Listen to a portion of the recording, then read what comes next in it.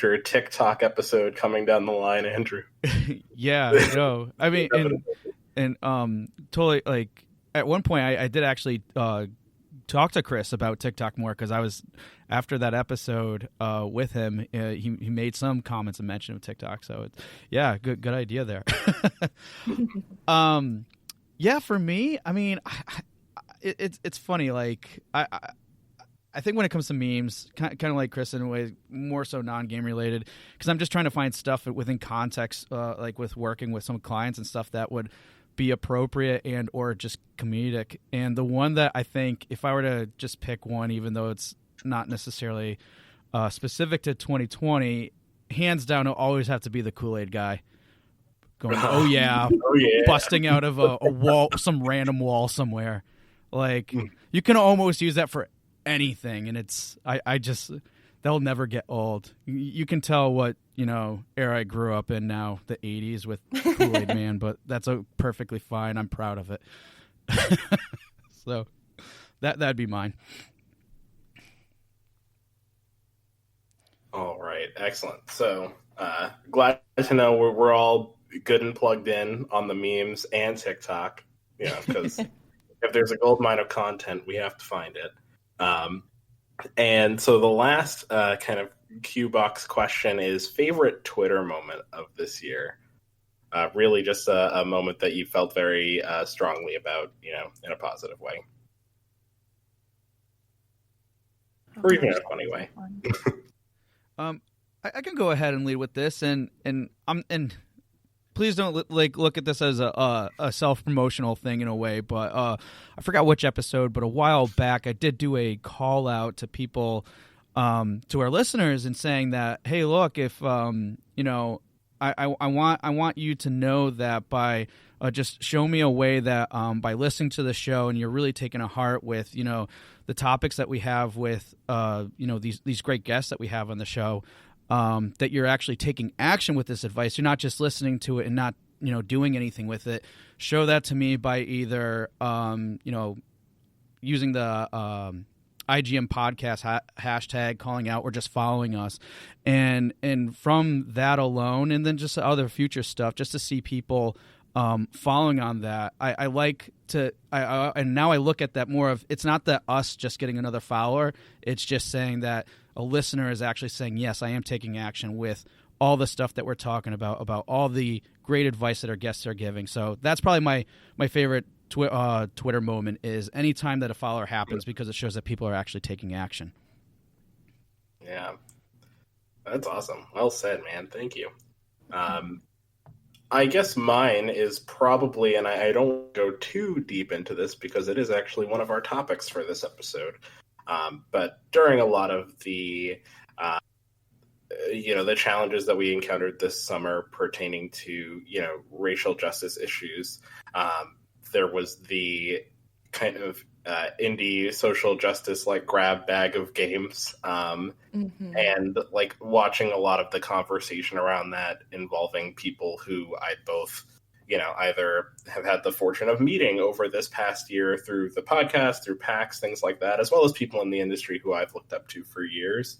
It was a pretty inspiring thing, and definitely encouraged me to mobilize in ways that I perhaps hadn't considered.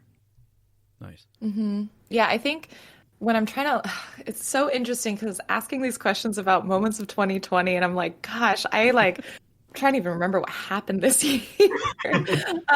But I do agree that for me, the seeing all of the devs jump into the hey, can we get our games on the itch bundle, and seeing that wave of people wanting to participate, wanting to do something in support, that was really cool. I think just a personal moment, seeing just that's more immediate, seeing a bunch of folks that I know and really hope that they get just the attention that they deserve, make it into the Game Awards inaugural class. What is the class of I forget what they call it. Yeah, the first class of movers and shakers, basically, of up and comers in the industry. That was a really nice moment that happened last week that on Twitter, that was really just great to see people that I know and respect kind of get some of that attention that they deserve. Oh, and AOC playing Among Us. That was like a little bright spot just because it was so fun. It was just one of those. That was by far, even with everything happening this year, my favorite political moment. It was so satisfying to watch. What a wonderful world we live in, where we can have AOC on Twitch playing Among Us with a bunch of amazing influencers. Mm-hmm. Record-breaking viewership on the platform is insane. Yeah, so good. Within that range of, I think, like political moments on Twitter this year, for me, the week after the, sorry to make this so political, but after the election results were more or less final, or people were seeing the end results on the at the end of the tunnel, there was so much relief across this platform, across this sometimes really horrible platform that throughout, with so many people that went through so much in 2020, and just seeing something positive happen for once in a while. That's not going to have an impact immediately, but in the long run going to save lives effectively. There was so much joy, and I could have that more often, especially these dark times. So that was by far my favorite moment, or I guess like week of a moment. Mm-hmm. Mm-hmm. Yeah, it's very agreed. Palpable energy during that time frame. I agree. All right. Well, thank you all for being good sports on this. I know the early reflection could be a little bit tough, a whole year, especially one like this where everything kind of looked the same for a lot of it. But I definitely appreciate that, and I think it'll be a really great segue for us to kind of jump into more reflective conversation, particularly given how kind of strong the start of the year was. I do want to kind of travel back to PAX East in particular. I know that all of us had, panels and things there around like similar topics, and saw a lot of like really exciting feedback to that. And a lot of the games that were there were really exciting. And, I guess to kind of speak from my end, it felt like for me, after having gone to PAX 6 years now, that this was the largest kind of ratio of, I think, indie game presence over against kind of the larger company presence at the event. So I guess kind of thinking back on that, if you've got any standout memories or highlights, favorite games or moments from PAX East for everyone here. I guess for me, generally, PAX is in. I've so fond memories of PAX East this year because it was really the last time that I saw pretty much all of my industry friends, or like industry colleagues. It was a very beautiful time where people sort of saw what was coming, but not really. So there were still gatherings, people still hang out with each other, could still hug each other, although that wasn't probably the smartest thing at the time. But at least see each other and get a chance to hang out and just have a good time before, the world went into lockdown. Mm-hmm. Yeah, I would 100% agree. I think seeing, like, for every PAX, I think, seeing friends and colleagues is, like, the best part, because it is, like, the pockets of the year when we go to events is when we get to see our friends that normally we only talk to on Twitter and Discord. Right. So I think that was probably my biggest highlight. But I also would be lying if I didn't at least shout out Animal Crossing and that a beautiful, beautiful booth. Yeah. And the absolute joy that I had, and I know so many people had seeing that. So I think Friends and Animal Crossing for me. Yeah. I guess if I had known that would have been my last chance for so long to get a photo op with that life-size Tom Nook, I probably would have made my decision. Right. Yeah, I would say for me too. What a beautiful show as well to like close up the year with, even if it was in February. There's a lot of great shows, but for me, PAX has always been a show that just stands out for being comfortable, for being open-minded and welcoming, other than some other, especially consumer-facing shows out there. So yeah, if I had to do it again, I would hope that PAX would be my final show for the year, or probably significantly more than a year. Yeah. Mm-hmm. Yeah, and Chris, you mentioned about the date too, February, which it's like it was kind of like meant to happen because typically they try to shoot for like March and April, end of March, early April.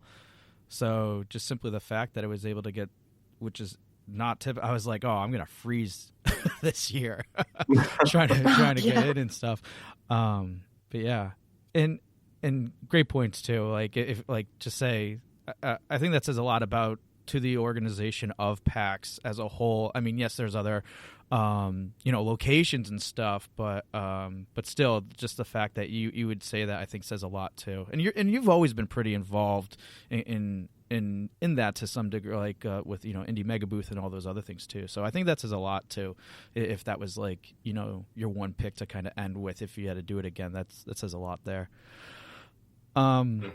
For me in particular, I honestly just have to kind of echo what Mustapha said, because I mean I've been going for 8 years, and just every year they've always made great improvements. I felt just every year they'd always like one up themselves just a little bit and always improving. And again, like continuing to see the focus on the indie game scene is awesome to see. And even like what was it like over a year ago on the PAX prior to of this year, we had an episode, and that was like one of or we called out to that. I think Mustapha, you in particular, called out to like, oh, the indie game scene presence. And again, it continues to grow and have such a like dominant force now, where years ago it wasn't the same. So I think it, again, kind of in line with what we're talking about in general with this conversation too. We're seeing more of that happen, and across the board with